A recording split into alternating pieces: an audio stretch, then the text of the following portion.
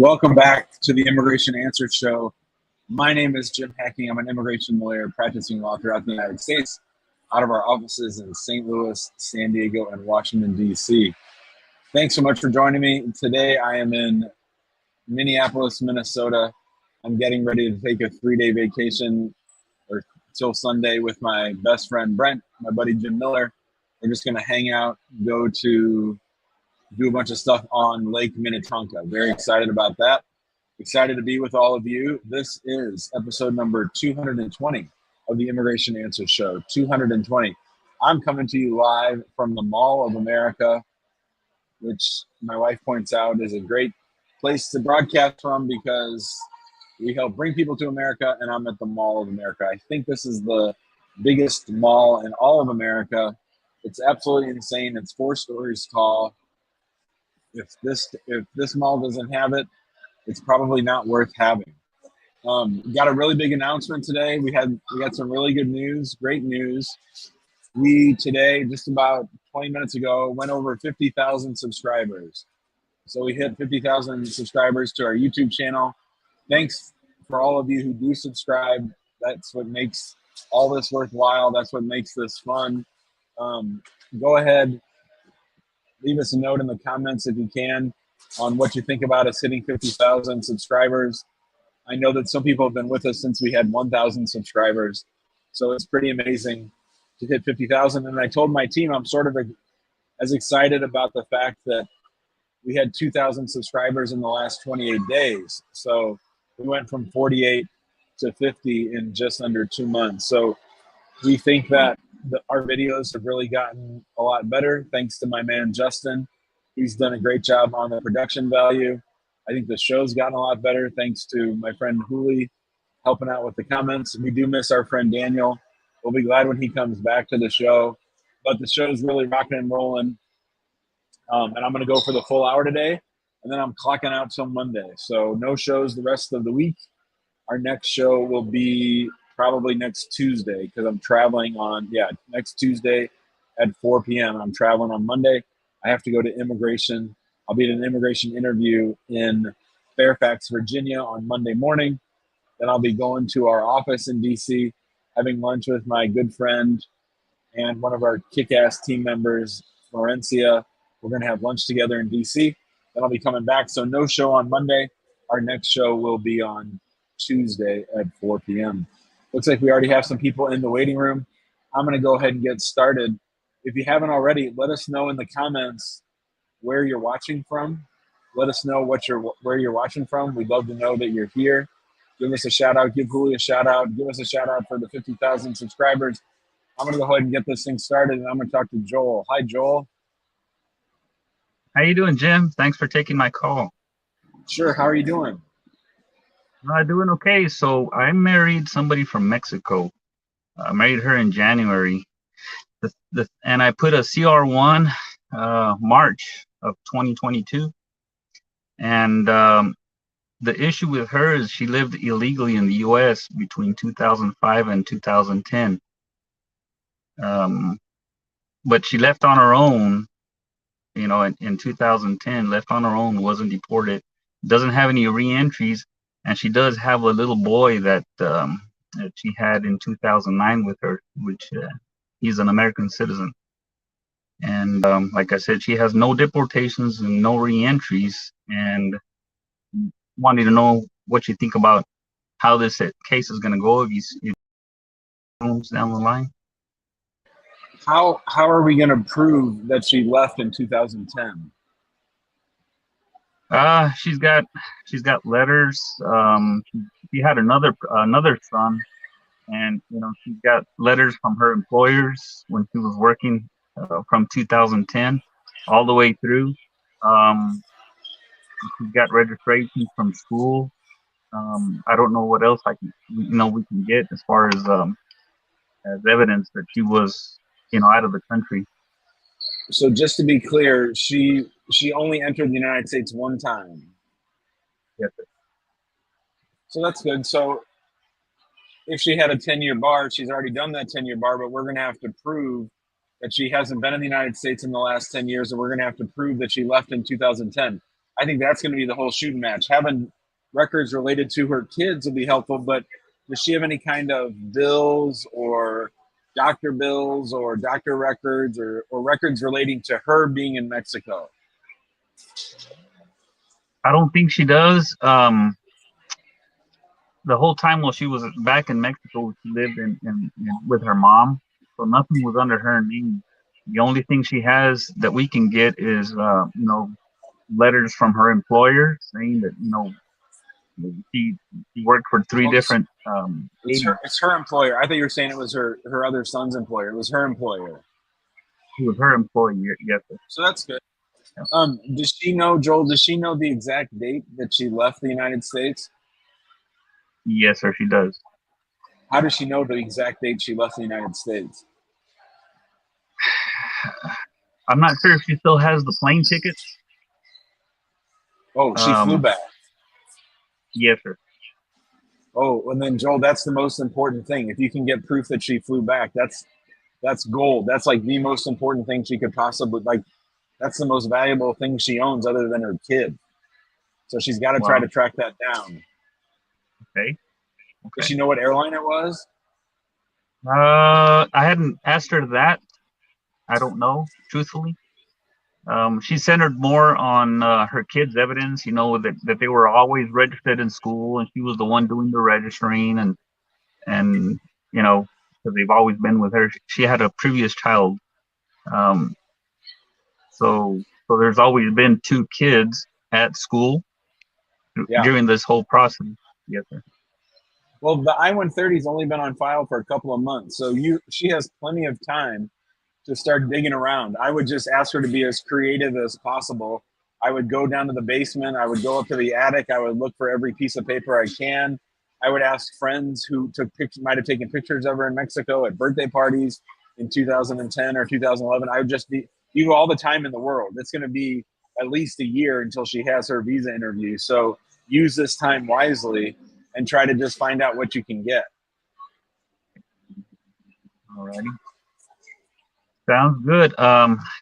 What about she had an ITN number? She did her taxes while she was in the States. Is it something that we should look for and continue using now? That way it shows that I'm supporting her. I think looking that stuff up is helpful. I think showing that she wasn't here working after a certain time period supports your argument that she left in 2010. So yeah, and then you using her now, her ITIN number is helpful to show that the marriage is valid. So for all those reasons, I say yes. Okay. Sounds good, Jim. Well, I really enjoy your show. I came upon it recently, and now every time I travel to Mexico to be with my wife, I take my son, and now he's like, Dad, we're going to listen to Philip Seymour Hoffman again. That's exactly right. That's exactly right. Thanks, Joel. Have a great day. You too. It's funny how often people mention Philip Seymour Hoffman. I don't know if anybody knows this, but I've decided that for the next 10 Halloweens, I'm going to dress up as a different Philip Seymour Hoffman character for Halloween. So he was my favorite actor.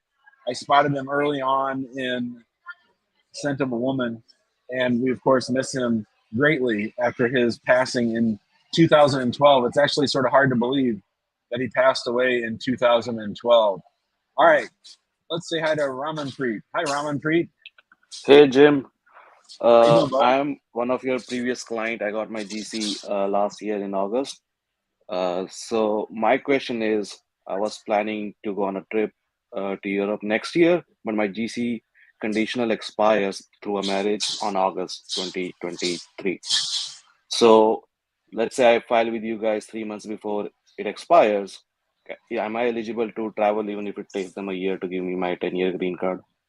Yeah. So the tricky thing, the one thing you don't want to do is schedule travel right after we file, because here's what'll happen. So we'll file it, 89 days before the green card expires. You should get a receipt notice back in about a month or 3 weeks. And that's the window where you probably don't want to travel. But after you get that receipt back, it'll be an automatic 2-year extension of the green card. So then you just you'll travel with your expired green card, your passport, and the 24-month extension letter. You'll be good to go. Yeah, I am planning that in December, so I think I should be good. Right. Yeah, I you'll be just fine. called your office. They told me to get on the live show, so let me Awesome. come here and say hi to you. Thanks, buddy. Have a great Okay, day. thank you. We'll see you soon. Okay, bye-bye. Yeah. All right. That was old client Ramen Preet. Always glad to hear from old clients. Let's say hi to Frank. What do you say, Frank? Hi, Jim. Good afternoon. I would Hi there. like to first, I would like to say thank you so much for everything you do for the viewers. We truly appreciate it. Thank you. Sure. So please, Thanks. I have a couple of questions, if you don't mind. So Go first for it. one is, my parents just got their green card and they're trying to file for my two siblings. My mom just literally went in today for her social security card, so probably wouldn't have it for the next couple of weeks. Yeah. On the I-130, do we have to wait for the social security number to put it on, or we can just file the I-130 without that? If she has a green card, I would go ahead and file without that. Absolutely. And then also for the I-130, to show the proof of relationship, do we have to, apart from the birth certificate, do we have to get pictures and other stuff to add it to the I-130? That's a great question, and I should probably make a video about this. Huli, send me a text, remind me to do a video about this. But we've been getting a lot of pushback on relationships between parents and children, especially the older the children are, the more pushback we've been getting. So yeah, I think I would submit some light evidence that, pictures of them together, showing that they live together for certain time periods. I think that's helpful. Yeah, I would do that. All right, sounds good. And then also, I'm sorry, one more question here. Take your time. We're fine. You're fine. She probably haven't started working yet, so just in case everything goes through and it goes to MVC and they want us to fill out an I-864, probably want to do it. Do I go as a co-sponsor or probably have to go as what they call it? I forgot. Household sponsor. Yes. They live with you. Yeah, they live with me. Yes, both of them are dependent on me too. So yeah, that'll be the I-864A. Gotcha. Thank you so much, Mr. Harkin. Now we truly appreciate you. You're truly awesome. Buddy. Thank you. Have a good day, my friend. All right, you too. You got it. All right, that was Frank.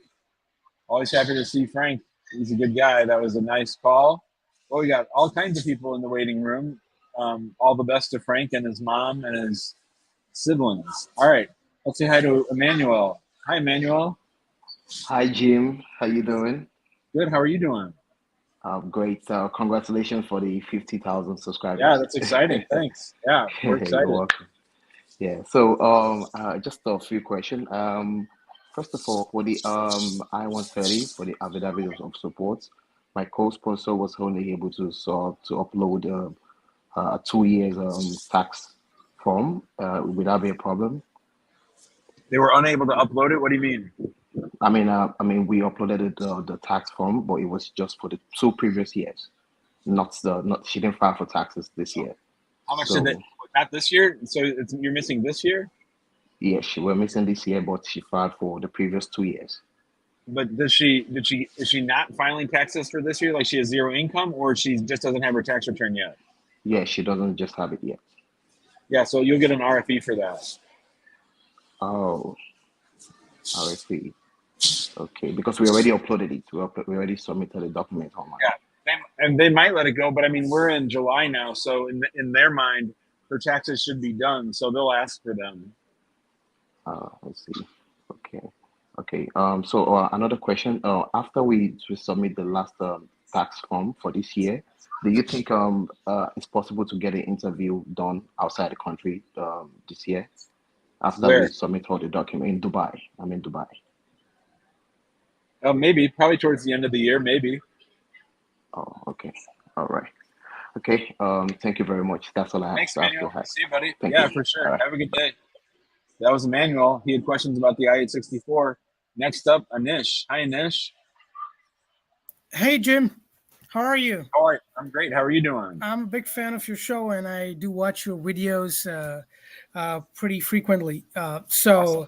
So here's the thing. So my application was filed with USCIS on 31st of August last year for an adjustment of status based on a marriage to a U.S. citizen. I filed my 765, 130, and my 485 together, and uh, I have not received any immigration benefit of any sort yet, and and I'll be completing 1 year. So I did even reach out to the congressman, and I even tried calling the USCIS service center, but there seems to be no respite of any sort. So I was like confused as to what to do now. Should I go for filing a writ of mandamus at this point of time, or should I wait for more time before I file the writ? So I was what's your priority date? It's a marriage base. So yeah, I know, but when did you file it? When was it received? The receipt date was August 31st, 2021. And did you get fingerprinted? Yes, my biometrics are completed. Yeah, and they did send me an RFE. I did hire a lawyer to get all these things done, but then they sent me an RFE for my wife not meeting the income requirements. So we had to add a joint sponsor as her father, which is my father-in-law, and respond back to the RFE with an additional 864, and they also issued an RFE for my birth certificate, which was from India. So I had to get in touch with my parents back home and ask them to send over a written paper that says that certificate. And I responded back to the RFE by November 19th of last year. You cut out when you were talking about your birth certificate. You got a written statement from your parents about what? About the validity of my birth certificate. Are you able to hear me now? Yeah, I got you. Yeah. Yeah. So I submitted all the I submitted the response to the request for evidence in a proper manner, and they received it on November 19th. Wait, back up though. I want to know what the problem is with your birth certificate. They were questioning. I mean, it was in a non-English language, so they had some issues with that, and they sent me an RFE saying that the birth certificate seems to be. They're probably questioning the validity, and I checked it with my lawyer, and he asked me to kind of ask my parents to send check with check with a lawyer back in India, and then kind of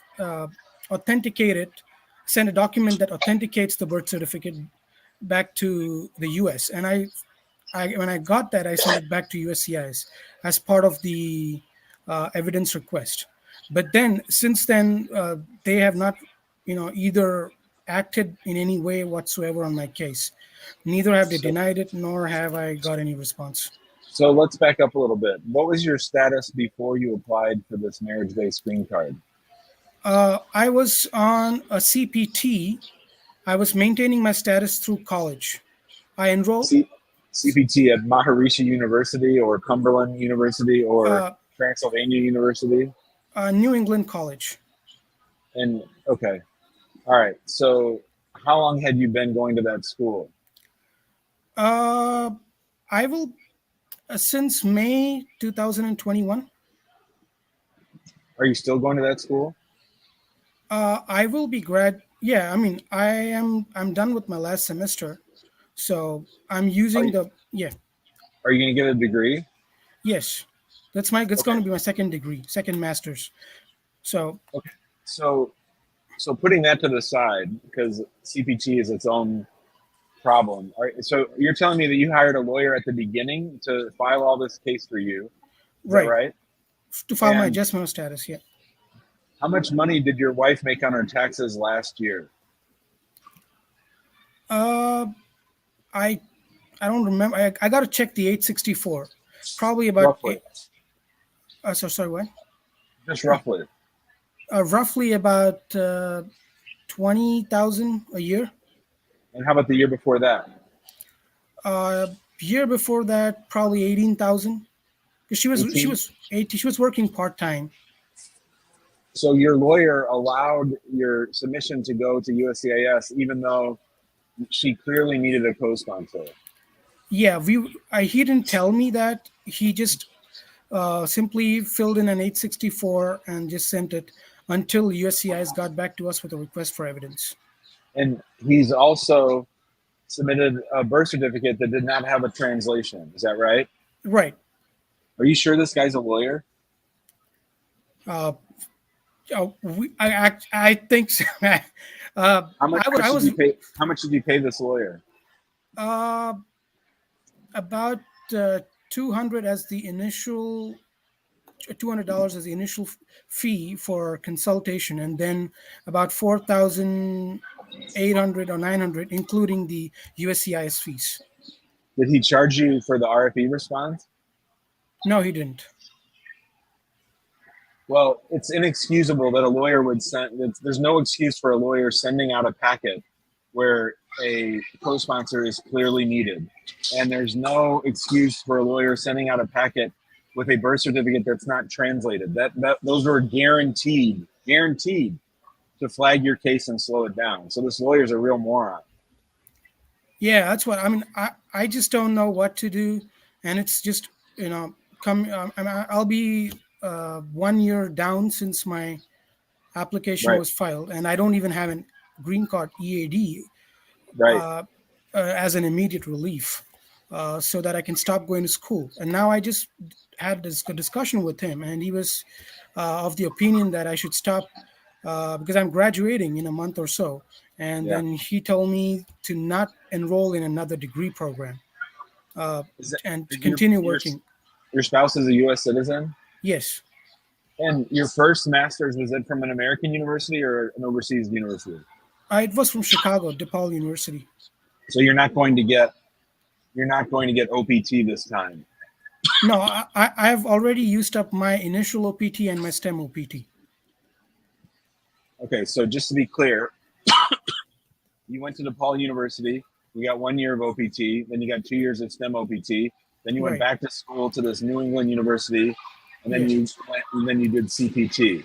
CPT, and last year I got married in July, and I filed for my adjustment of status in the month of August, and the USCIS received it on 31st of August. How long is your program at New England?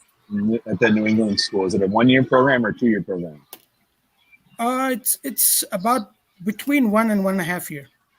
And how early did you start on CPT when you enrolled in that school?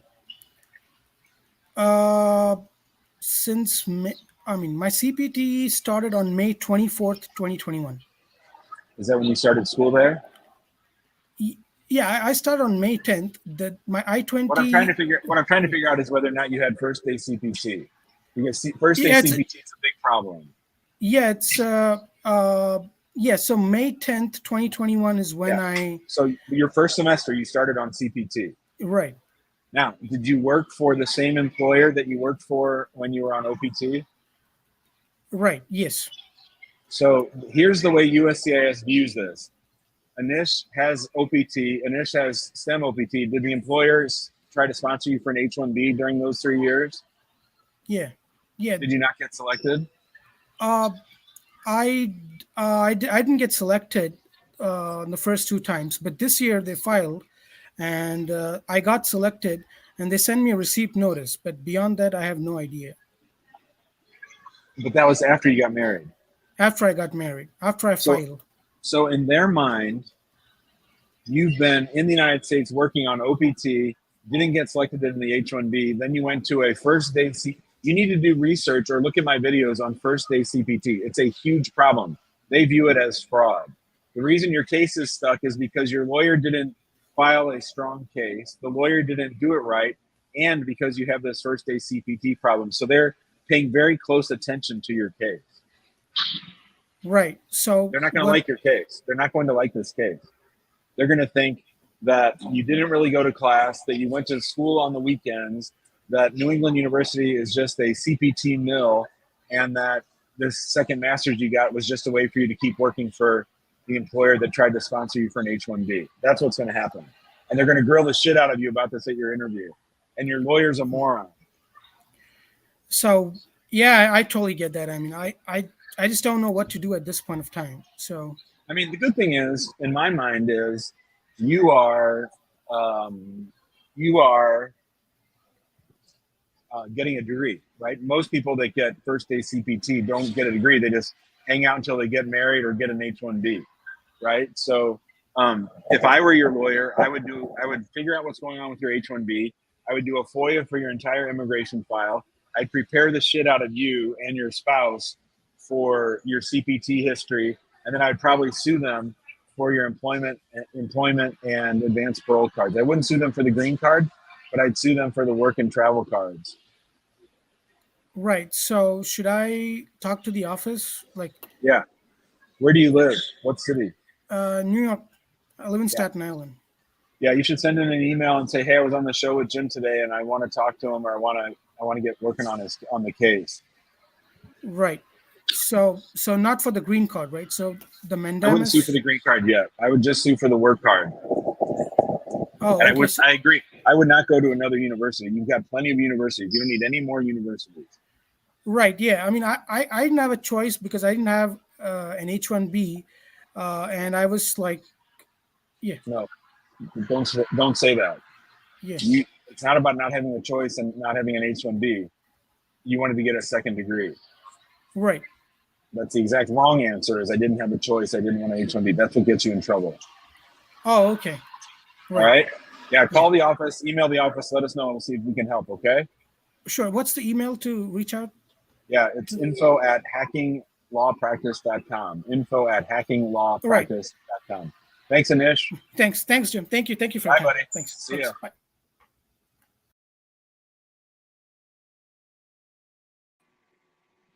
Hey, Jim. Thank Hi, you for Asylee. taking How my you doing? call. Of Good. course. And congratulations for hitting the 50K. Yeah. Thanks, man. I've been watching you since it was 1K. So I've been watching all your videos since I started my immigration process.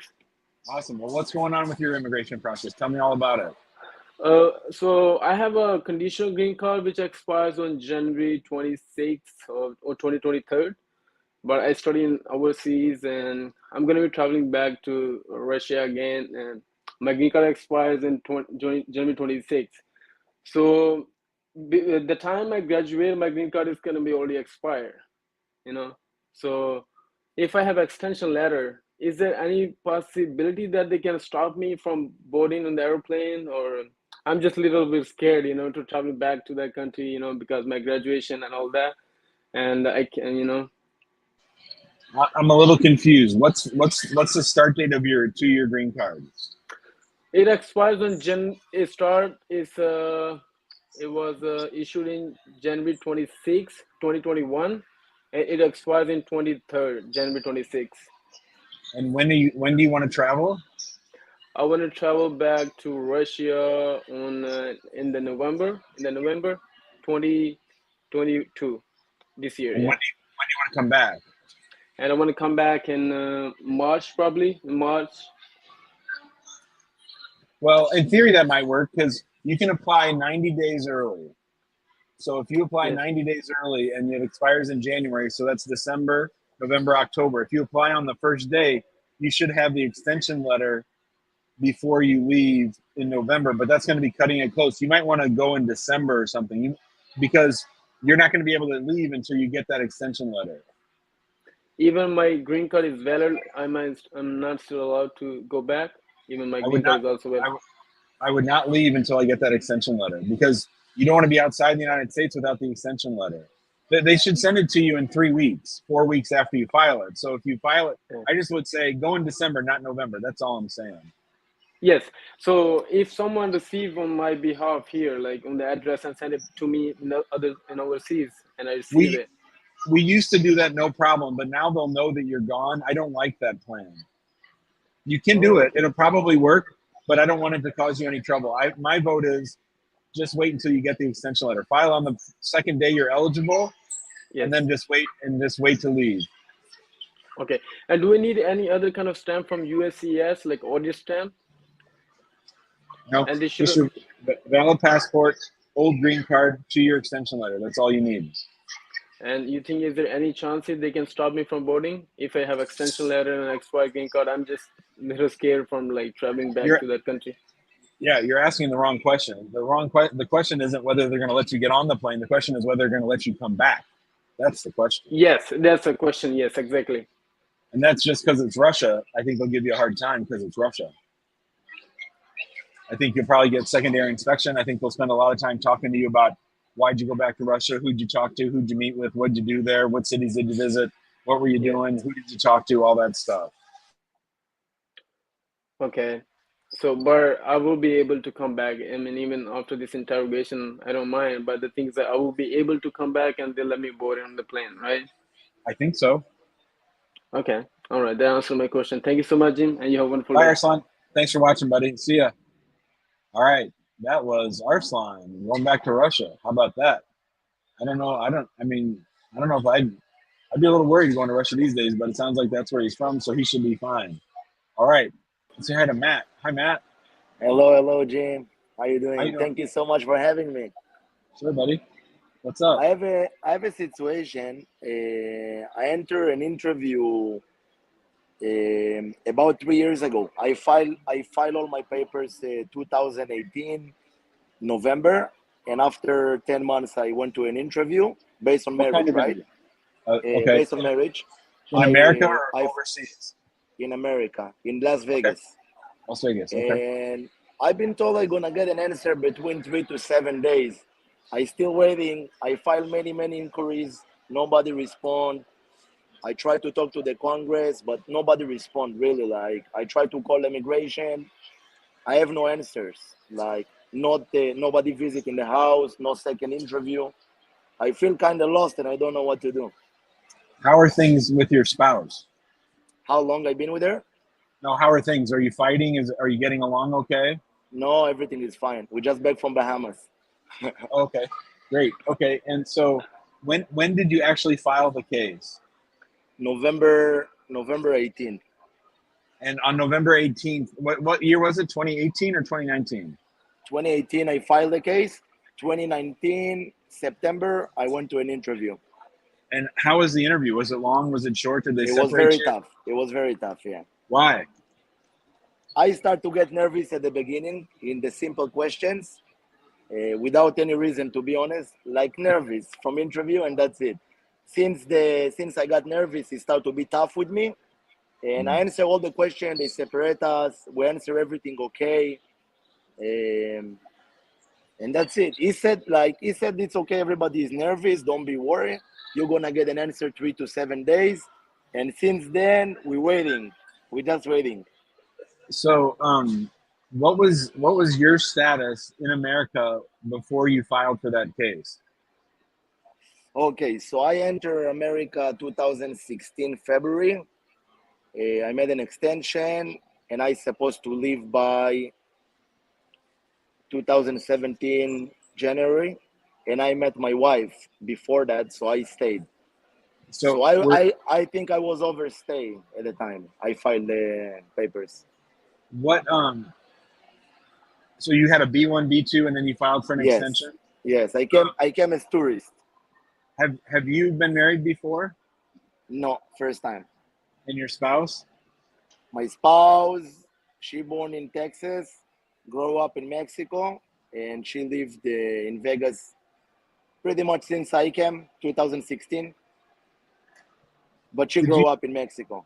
You didn't know her before you came to the United States? No, I didn't know her. And when they interviewed you, did you have a lawyer with you? No, I didn't. And when they interviewed you, did they ask you about your overstay or did they skip over that? No, they didn't mention that. Nothing about overstay. He was focused about the relationship. And from what I talked to my wife, we answered pretty much everything the same, like everything was okay about the questions. In answer to your question, I think I can get you a decision or some action in about 3 months. So we filed a fair number of lawsuits in federal court in Las Vegas. They've moved pretty quickly. I think if we sued them this week, they'd get 60 days to answer. So probably in about 2 months, I think they'll probably call you in for another interview. and then after that they'll give us I a decision. don't mind for another interview. I don't mind for a house visit. Like, I'm ready for everything. Just the only thing, nobody responds. So Yeah. if Yeah, we sue them, I gonna get an answer. Like, Yeah. something gonna move for sure. Yeah, I'd say 90 to 120 days you'll have a final decision. 90 to 120 So days. 3 or 4 months. Okay.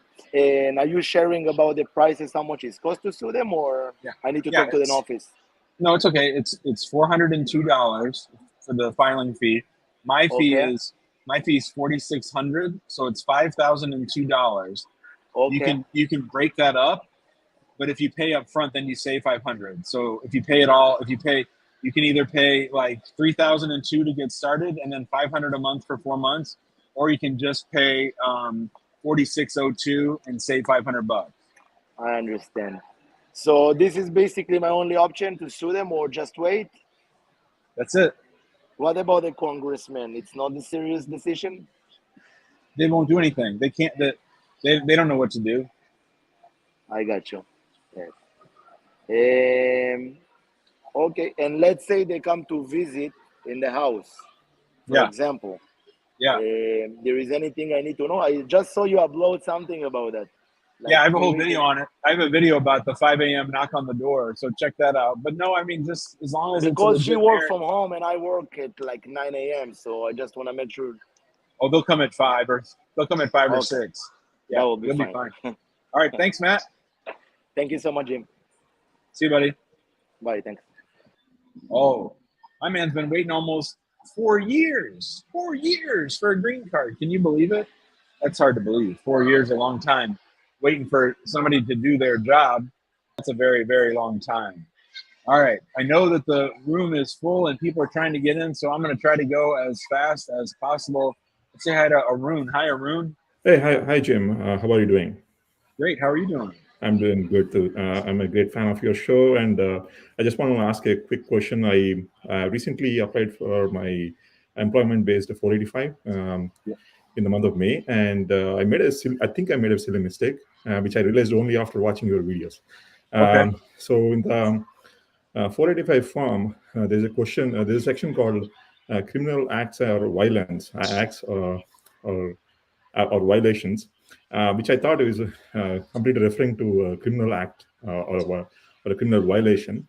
There was a question which asks about, have you ever been, arrested or cited? Yep. That's when I realized, okay, I mean, for me, I confidently answered no, because I was never had any problems or anything like that. But after looking back 7 years, there was a small citation. I got a ticket in my mailbox that I was driving my car with an expired state inspection sticker, which I got dismissed after going to the local court, and I didn't even pay for the ticket, which was for like $55. So I'm just wondering if this is actually have any kind of an implication on the overall process of my 485, or I spoke to my lawyer and she suggested that since it's not a valuable ticket or it's not of great value, you don't have to really worry about it.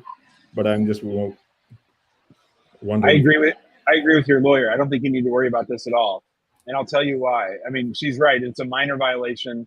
It's not anything serious, but more importantly, in my mind, it's something that is attached to the vehicle, not to the person. So, this is actually a moving violation in the state that I live in, unlike in other states where it's not a moving violation. So that's what I realized. So you're saying it came to the house in the mail, it came right? to the house. It came to the house. I'm assuming what they did was they scanned for the vehicles, and they found that my vehicle sticker had expired. So they sent out. I mean, they did not pull me over or anything, but they sent me a ticket in the box. I was going to initially pay the ticket, but then I realized it's actually a moving violation, not like paying a parking ticket or something like that.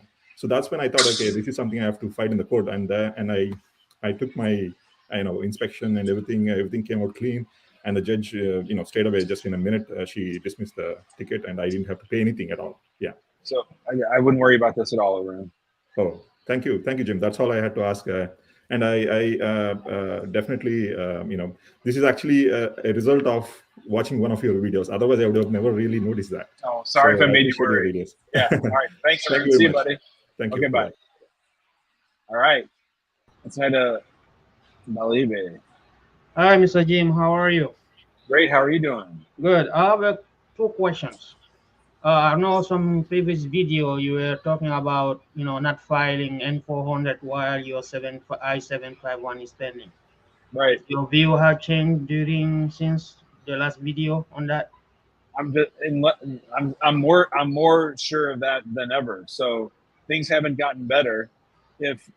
Unless you have some reason, unless you have some reason where you want to be able to sponsor your parents to come to get them out of some unsafe situation. Other than that, I would just wait. Okay.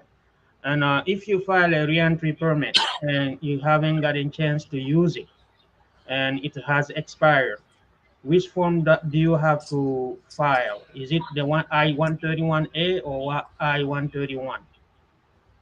I would just file another I-131. Okay. Even though you haven't used the previous one? Yeah. Okay.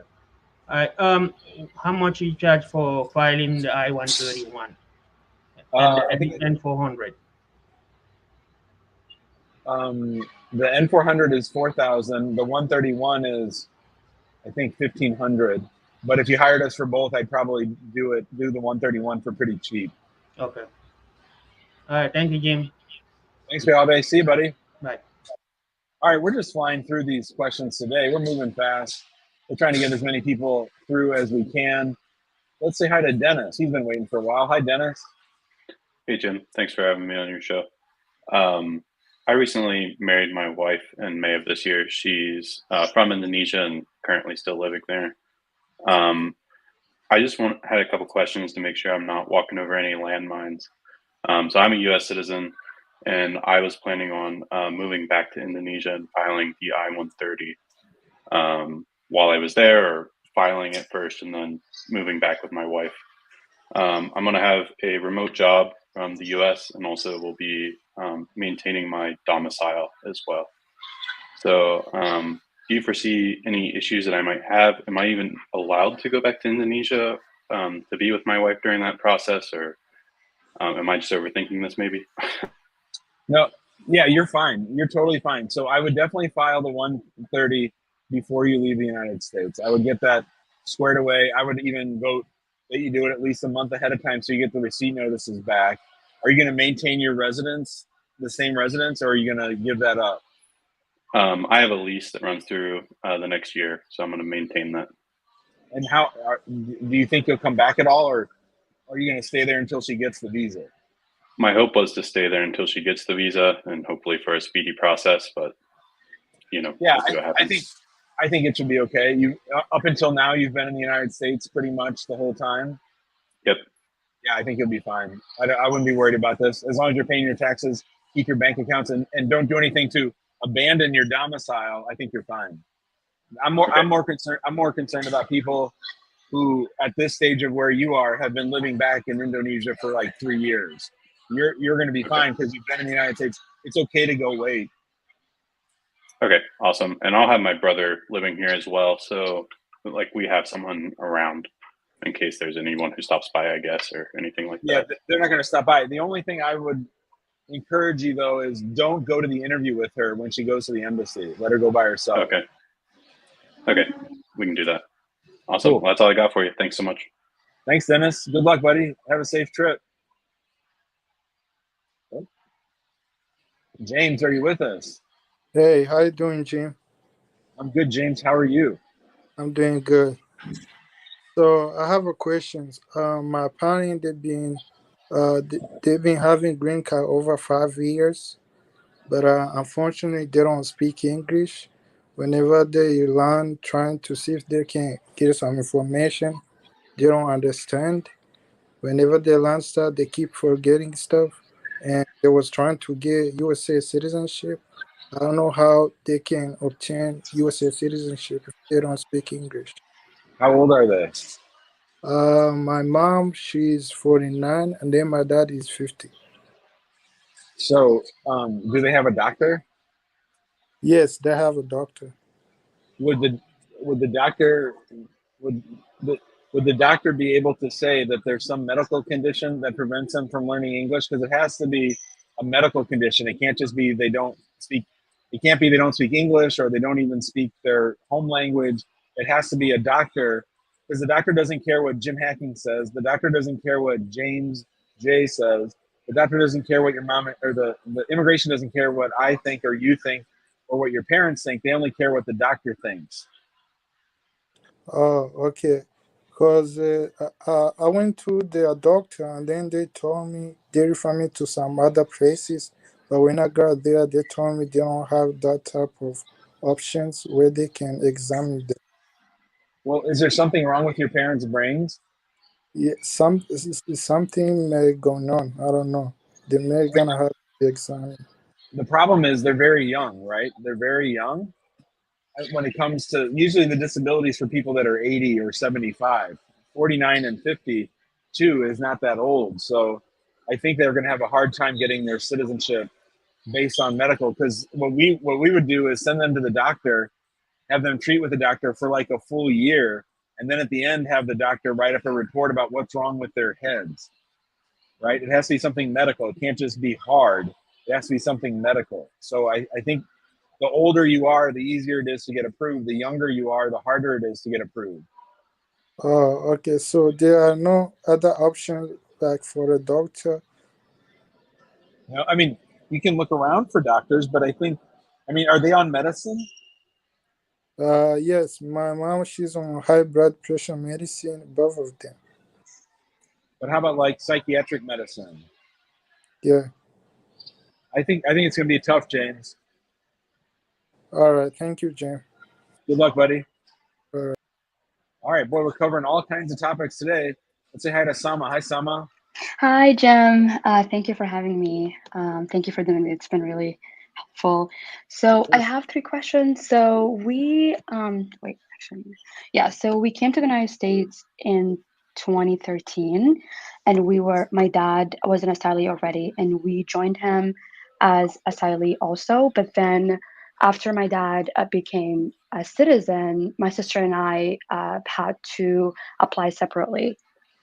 So we applied. So we kind of applied twice because we were already asylee, and then we had to reapply for. You got knocked out. You got knocked out when Dad became a citizen, and you It had to seems apply like for it. asylum non-proton. Yes. Yep. Yes. So right now, I don't know if we. So I was just granted an asylee like a couple of months ago, and I don't know whether to wait a year before applying for a green card, or should I just apply for a green card now? Yeah. So. Wait a full year. Okay, so I have to wait. We have to wait. Okay, cool. And then another question is, does my brother? So my brother has not applied for anything yet, not even like a green card. Should he apply for an asylee first, or just straight to a green card? What's his story? How did he get here? So it's the same thing as my sister and I. Like how old is he? He's 34 now. Yeah, I'd have to look at all this paperwork, but I would think he probably has to do the same thing you did. Okay, so apply for an asylee first and then a green card. Okay, cool. And one more question. So if I were to travel outside of the United States with an asylee status, which form should I fill out to apply for? Yeah, you have to get a refugee travel document. It's an I-131. I-131. Okay, perfect. Now, you didn't ask me. The other question is, should I wait until I get my green card to travel outside the United States? And the answer to that question is yes. Okay, so I should wait. Okay. Nice try. You tried to get out of here without asking me that. I'm sorry. Cool. Thank you so much, Jim. I appreciate it. Bye, Simon. See ya. All right, see ya. That was easy. Well, we're just flying through the questions today. Let's say hi to Talib. Hi, Talib.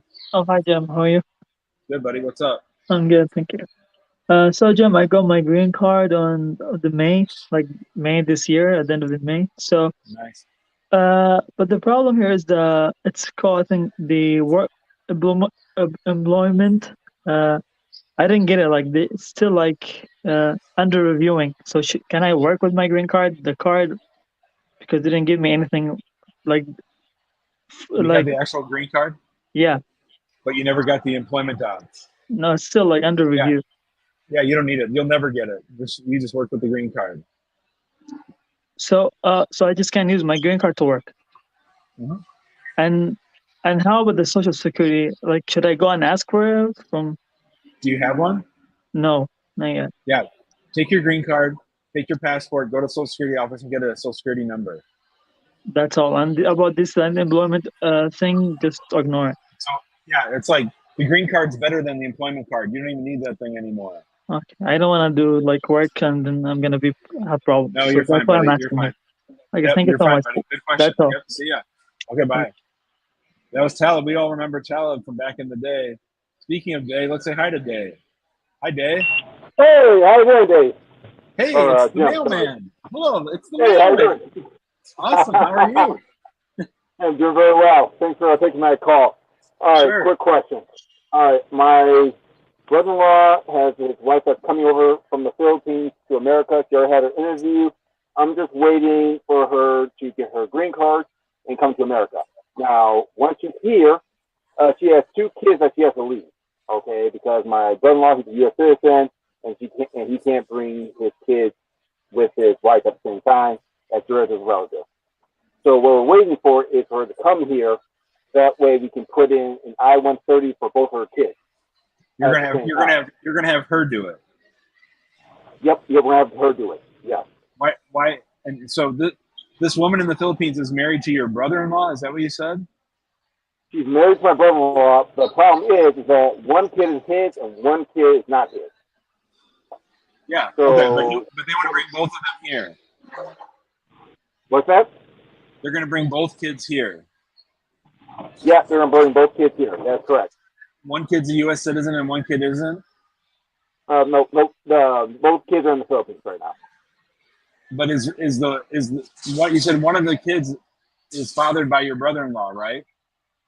That's correct. He is a U.S. citizen. But when he became a U.S. citizen, he's a Filipino, but he became a U.S. citizen about 2 years ago. Okay, and then how old is the other kid that you want to bring? I'm sorry, one more time? The other kid? How old is the other kid? He's 2. Okay. So your brother-in-law can apply for that kid right now. They don't have to wait for their mother to get here, but I guess they all want to come together. Is that the plan or no? Yeah. Well, what the plan is that to put in that the mother of the kids is going to put in the petition for both her kids. That way she can fly back to the Philippines and then take them both here at the same time. Well, but she has to do different things for each kid. The first kid needs to get a U.S. passport. The other kid's not a citizen, though. Right, but the one who is a citizen, the one who is a citizen, do they have a passport yet? No. Both kids are not citizens. So he's from the Philippines. Okay, let me explain. So when his kid was born, he was a Filipino. He was in the Philippines. And the kid was born in the Philippines. But the father was a U.S. citizen. Nope, the father was not a U.S. citizen at the time. Oh, he became a U.S. citizen later? Yep, he became a U.S. citizen later. Yes. Okay. Yep. Okay, so he ended up becoming a U.S. citizen. Well, the question is once she gets here, the mother gets here, is it possible out there put in an I-485 to adjust her status to get her green card? The question is, can I submit the 2 I-130s for the kids at the same time that submit her I-485? So is she coming on a fiance case? She's coming here under I-130. Yeah, so, you won't have to file the 485. You'll pay after she gets her immigrant visa. You'll pay the Ellis fee, and when she arrives, her green card should come a month later. She won't have to file for a 485. Oh, okay. So should I wait for that green card, or once you get there, can I put in the petition? Wait for the green card. Wait for the green card. Okay. All right. Well, I appreciate it, Jim. Thanks. I keep delivering. Bye, Dave. See ya. Yep. Yep. That was a little bit confusing. That's the kind of case I'd probably bring a lawyer in on because that's a pretty tricky case. What they're trying to do is a lot of different pieces. Let's say hi to D. Hi, D. Hi, can you hear me? How are you? I can. How are you? Oh, good. How are you? Thank you so Great. much for your work. Sure. Can you talk a little louder? It's sort of loud here at the mall. Oh, okay. Wait. Let me go to the restroom where I can talk to you. So. All right. Can you hear me now, please? I gotcha. All right. Oh, hi. So, my case is pretty straightforward. I just got a little delayed. So I was granted asylum in like September 2019, and then I Okay. filed the I-45 in October 2020. So Yep. like basically 1 year after, and then it's Yep. been like silent since the last update was December 2020. So it's been like my case has been pending for like 21 months. So Did you get asylum? Did you get asylum from an immigration judge or from USCIS? From USCIS. Okay. Yeah. And when So you went to your USCIS asylum interview, did they ask you about your membership in different groups? no, I never been in any group, just filing by myself. So Okay. So what's the question for me, D? so I've been trying to contact the USAS. So I submit like two inquiries, and then asked for the Congress Yeah. office, and then I even wrote to the White House staff, and then I mean all the time USAS keep telling me that my case is still within the processing time. So I'm not sure like how long should I wait, because like that the like people apply from late 2021 or 2022, they got approved faster, Yeah. and Yeah. I think case you should so sue them. yeah, I mean like I'm not sure like should I wait, because for right now I have the expedite request from congressman, because USAS they issue me like two receipt number, so it's basically their mistake. So I You can, currently have a pending request. you can wait as long as you want. I'm just saying expedite requests from congressmen usually don't work. So if you want to get a decision, I'd sue them sooner rather than later. But we can do it whenever you want. You want to wait for the 2-year anniversary? We could do that. It's just up to you. Okay. Okay. So nothing I can do but sue them or wait, right? Because Yep. but do you think like two year is good enough, or like? I think that's a really good time to sue. Yeah, I wouldn't wait much longer than that. That's too long. And then do I have to do the medical record again, because I got to submit it when I apply for my I-45? So It depends. I'd have to look at what the rule was in effect at the time you applied, and it depends on when your interview is. Usually those are only good for 2 years. all right. All right. Thank you so much, James. Thank you very much. Thanks, Steve. See you, buddy. Thank you. All right. Let's say hi to Melvin. Hi, Melvin. Hello. Hi, Jim. How are you? Good. How are you doing? What's up? I'm doing well. So I filed I-130. I believe I've been on the show before and I talked to you about it. Since then, we're still waiting we've been waiting for 17 months. And I know for sure that we're supposed to wait to get our interview. We're supposed to wait at least 18 months, and we're still waiting. So I don't know how many more long we have to wait. Where do you live? I live in Des Moines, Iowa. Oh yeah, it should be soon. I mean that's really a long time for Des Moines. You should have had your interview by now. Were you out of status when you got married, or were you in status when you got married? No, I was in status. I was a U.S. citizen. Oh, you're the U.S. citizen. What about the other person? She's in Africa. She's that's her first time. Oh, it's an overseas case. Yeah. Oh, and it's 18 months. But when I filed a case, I filed in October 26, 2020, and 89 days later, it got approved and sent over to National Visa Center. And National Visa Center, it took them because once they got hold of me and sent me the case number and everything, I logged in and paid the fees and everything. Submitted all the. It was back in I got documentarily qualified in February 26, 2021. And since then, we just, sitting there and hoping and kind of thinking when. Which embassy? Monrovia, Liberia. So when did USCIS approve the I-130? How long ago?